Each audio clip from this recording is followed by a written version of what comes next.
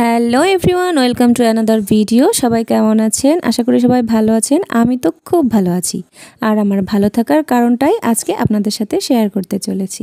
তো ভিডিওতে আপনারা দেখতে পাচ্ছেন আমি গাড়িতে আছি, আর নিশ্চয়ই আমি কোথাও যাচ্ছি। তো আমি যেখানে যাচ্ছি সেটা হচ্ছে আমার বাবার বাড়ি। বাবার বাড়ি গেলে মেয়েরা কতটা খুশি থাকে এটা কিন্তু মেয়েরাই বোঝে।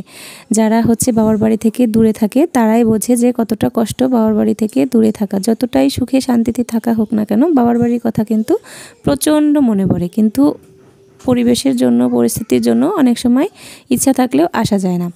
আর আমি তো যাচ্ছি দীর্ঘ 2 বছর পরে। আমার মতো এক্সাইটেড কে হবে বলেন? আমার মতো এত দেরি করে মনে হয় কেউ আসে না বাবার বাড়িতে।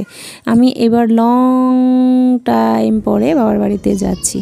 তো আমার সাথে আমার বড় আছে, আমার বর আমাকে দিতে যাচ্ছে বাবার বাড়িতে। আমাকে দিয়ে আবার সে চলে আসবে, হয়তো থাকতে পারবে না চাকরিজনিত কারণে।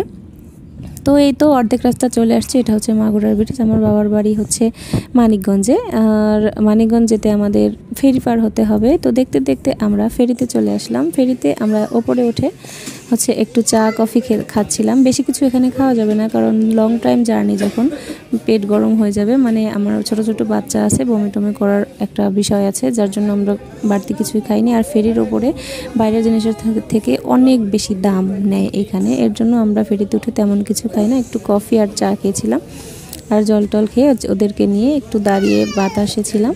তো তারপর দেখতে দেখতে আমরা হচ্ছে বাড়ির উদ্দেশ্যে আবার ফেরি থেকে নেমে গেলাম, বাড়ি এসে পৌঁছে গেলাম। তো আজকের ভিডিওটা এই পর্যন্তই থাকুক। পরের ভিডিওর জন্য অপেক্ষা করবেন। যারা আমাকে ভালোবাসেন আমার চ্যানেলের পাশে থাকবেন। ধন্যবাদ সবাইকে।